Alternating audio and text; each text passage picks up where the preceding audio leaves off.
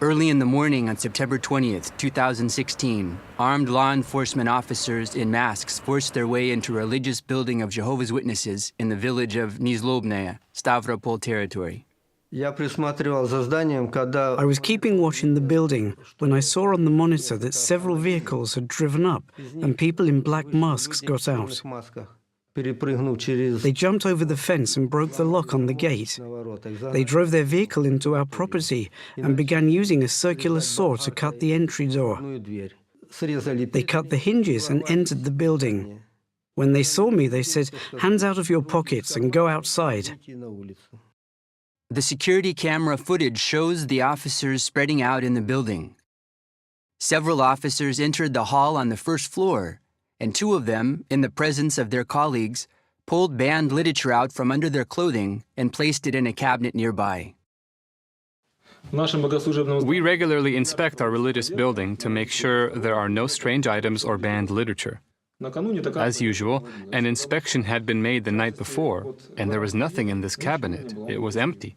But the security camera footage clearly shows officers supposedly seizing literature from this part of the cabinet while the other shelves were still empty.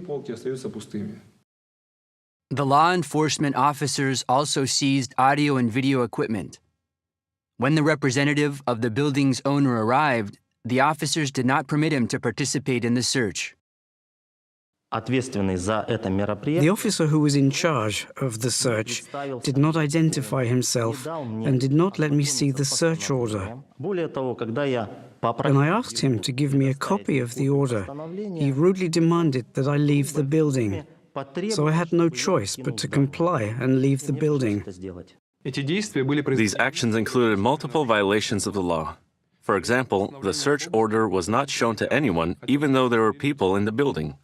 For that matter, the forced entry was unlawful from the start. They did not even give the people inside the building the option to open the door voluntarily. They immediately used special equipment. Also, the law enforcement officers exceeded their authority by ordering the building owner's representative to leave the place being searched. Another search was being made at the same time in the home of Pavel Puzaryov, the chairman of the committee of the local religious organization of Jehovah's Witnesses, village of Nizlobnaya. Some of the officers jumped over the fence. When they entered our home, there were about 10 of them. They immediately spread out into different rooms, so we were not able to observe everything going on during the search. For example, the first items were planted here, in the kitchen. As a result of these searches, protocols of administrative violations against the witnesses were filled out. Interestingly, just 1 week before these events, Pavel Puzaryov had been the victim of another tactic. Someone had posted flyers, supposedly from him, in college buildings. The director of a college called me and said that some flyers had been posted in her college with a message along the lines of, "Get on the path of truth, pray to Jehovah." Below, the flyer listed my phone number and the Kingdom Hall phone number.